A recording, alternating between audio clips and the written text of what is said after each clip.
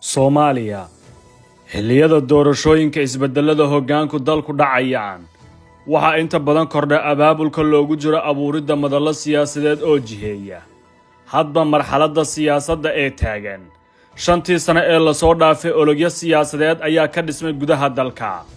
kuwaas oo marxaladda hadba dhinac ula rogmanayay Noofembar 2021 xilli ay xakiran tahay xaaladda doorashada kuraasta ay baarlamaanka 11aad ee qoondahan ku yeelanaysa Somaliland waxa tagay Muqdisho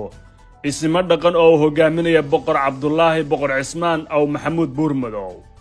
xilligaas wixii ka dambeeyay waxa abuurmay laba olog siyaasadeed oo iska soo horjeeda koox kastana waxa ay lahayd ujeedo u gaar ah kadib xal u helistii khilaafkan waxaa jiray in Buurmadow tagay Koonfur Galbeed iyo Baydhabo ay kulmeen madaxweynaha Koonfur Galbeed Cabdicasiis Laftagreen sida la rumaysan yahay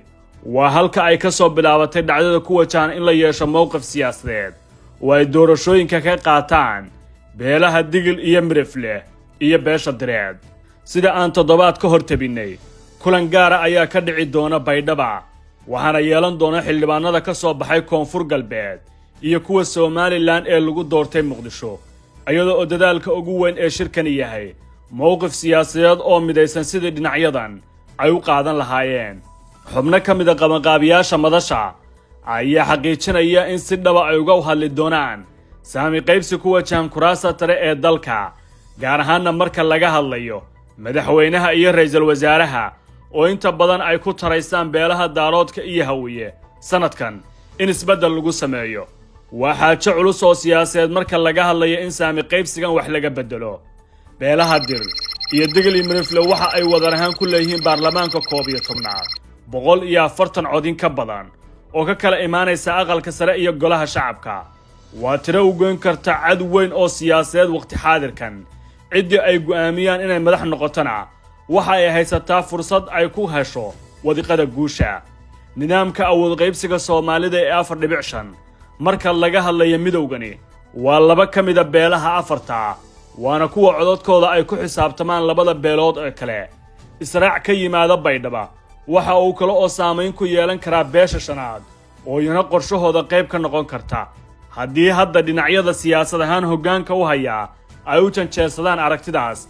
iyadoo ay jiraan dad durba qaba in ay dhici karto in isla kooxda saameynta kule beesha shanaad ay dhinacaasi qayb ka noqoto haddii madasha Baydhabo ay go'aamiso inay isku dhinac u jihayso codad ka badan 140 cod waxay ka dhignaanaysaa inay qaldi karaan jihada awood qaybsiga Soomaalida iyo siyaasadii la sancaynayay sanooyinkii la soo dhaafay waxayna hoos u dhici doonaa rajada ay qabaan musharaxiin badan oo ka soo jeeda beelaha Daarood iyo Hawiye Maxamed Cabdi Xayir Maareeye oo muddo dheer ku soo jiray siyaasadda koonfurta kana soo jeeda Somaliland ayaa sii daayay qoraal u muuqday baaq siyaasadaysan Kanadana kulankaas waxa uu ku sifeeyay dulucda in ajandihii midowga la dhexgeliyay qorshaha dhisidda dhinac gaar ah taasoo loo arkay bilowga muujinaya jihada Maareeye ka biskiciyay 4 maalin ka hor waxaan tabinay in farmaajo iyo kooxdiisa siyaasadeed oo uu ku jira Laftagreen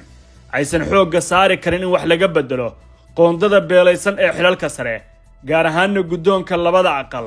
iyo tan madaxweynaha oo ay ka sii dambayso magacaabista wasiirka koowaad hadda waxa si weyn indhaha loogu hayaa kulanka Baydhabo ee ay isugu tagayaan xildhibaanada beelaha Dir iyo Digil iyo Mirifle waxaana la filayaa in dhamaadka kulankaas uu taga farmaajo oo ku jira loolankiisa dib u doorashada waxa ka soo bixi kara dad badan ayaa durba saadaalinaya qaar ayaa ugu yeeraya inuu noqon karo midow macno weyn ka goyn doona dharaarta doorashada qaarna waxa ay ku sifaynayaan inuu noqon karo walaahow siyaasadeed oo aan dhabta si toos ah u abaari karin abuuri karin isbedel iyadoo oo guddoonka labada aqal aan marka koobaad go'aan midaysan dhinacyadu ka yeelan ma jeceshahay inaad barato quraanka kariimka ah iyo culumta shareecada ugu kaalay markaska Nuurayn online oo baro adigoo gurigaaga jooga quraanka higaada iyo culumta kale islaamka wixii faahfaahin kala xiriir nambarada shaashada kaaga muuqda